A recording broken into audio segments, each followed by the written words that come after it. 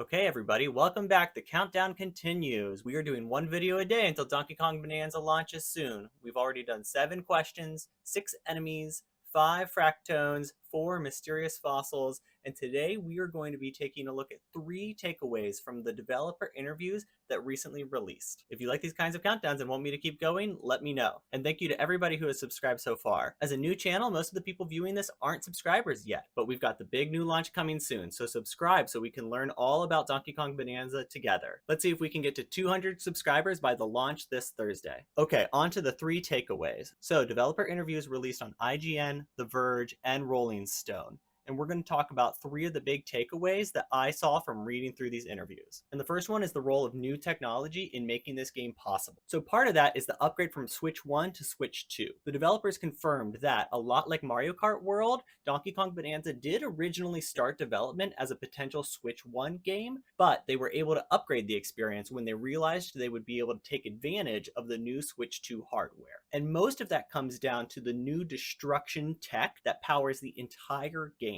They make a big point in these interviews of talking about voxel technology, the 3-dimensional companion to pixels, and that is what powers all of the destructible terrain. So combined with letting their programmers play around with voxel technology originally on the Switch 1, and then being able to upgrade what they had uncovered and developed for the Switch 2, is what's giving us the ability to have permanently destructible terrain that can also be reset at the touch of a button, as well as, they say, the ability to have a variety of destructible objects. This is even the same technology that powers the DK Artist minigame, which I think is kind of a funny inclusion, that they wanted to continue showing off this technology. I think with both Mario Kart World and Donkey Kong Bonanza, we're seeing the advantages of having programmers who were originally confined by the older Switch 1 hardware, having their creativity and their skills unleashed with newer hardware, but taking with them some of the lessons they learned with the constraints of the older version. I think we all know that limitations can breed creativity, but that once they were over that hardware hump, they were able to provide us with new kinds of gameplay experiences. The other part of the tech that they talk about is needing an underground camera. And we've seen in some of this footage that it's not always a perfect experience because it's a really challenging problem to solve, but it's something that's really essential to the underground exploration mechanics of this game. As Donkey Kong tunnels underground, it has to switch to an X-ray style vision camera that lets you see where you're going and even provides a preview of where you should head. I think we're probably going to see some glitches here, but it sounds like having access to the Switch 2 hardware is going to make this experience better than it might once have been. The second takeaway, which builds directly off of the first one, is just how much time that they spent perfecting punches. When you have destructible terrain powered by this voxel technology, you need something to do with it, and that's where Donkey Kong's punches come into play. But as the button you're going to press more than any other in this game, it's clear they spent the time that they needed to make it feel right. They talk in this interview about varying the speed and reactivity of the punches so it feels more natural, and all the time they spent making the camera shake and the rumble feedback feel perfect so that it's going to be satisfying every time you press that punch button. And as someone who's played the demo for a full hour and a half, 15 minutes at a time, I can tell you they got it right. They don't slow down your movement, as I've seen, but what they do to make you feel like there's weight behind your punches and even your jumps and falls is getting things like that rumble perfectly right. And I'm glad that they talked about it in the interview because it's something I picked on right away. And finally, my third takeaway is how important the story is to the developers. Throughout these interviews, the reporters are asking basic questions that the developers do not want to get into because there are actually story implications that they want us to discover once the game actually launches. Even things as silly as the Banandium gems and the Bananergy, they talk about it very seriously and they acknowledge that it might sound silly, but there are actually story elements to what Banandium is and why Donkey Kong wants to have it and how it turns into Bananergy that they actually want us to uncover. This is a real departure from a game like Super Mario Odyssey that had a story of sorts, but the pretty typical Bowser captures Peach and you have to go rescue her and all of a sudden you have a magic hat with you. Okay, that's fine. But here, from all of the marketing and now with these interviews, we can see that the developers are actually taking this story somewhat seriously. And I think that that's great. I'm mostly here for satisfying, destructible gameplay and platforming, but it's more fun to have a coherent story throughout. But it's not just Banandium gems and the Bananergy as a part of world building, it's really the central characters as well. They talk in these interviews about how old Pauline is, but they declare declined to provide any information about how she's 13 or whether she's in the same universe as Mayor Pauline from Super Mario Odyssey, because what they are confirming is that they want players to figure it out for themselves by playing and thinking about it. It's the same deal with Donkey Kong's age, which is going a little bit underlooked as people focus mostly on Pauline, but with all of the fossilized remains of Donkey Kong's previous games within this world, there might be something timey-wimey about the Donkey Kong timeline too, not just Pauline's age. So I'm excited to finally get my hands on this game in just a few days so we can uncover the story while we have fun exploring for hidden bananas. Well, those are my 3 takeaways from the developer interviews. The role of new tech in making this a satisfying experience, the level of exacting detail the developers were putting into making everything feel satisfying with that classic Nintendo polish, and in a departure from most of the other platformers, a real focus on story that leaves things for us to discover as players. And I'm excited to discover that with you. We only have a couple days left. If you want me to keep going with the countdown, let me know, and subscribe so we can uncover all of these secrets that the developers have left for us together.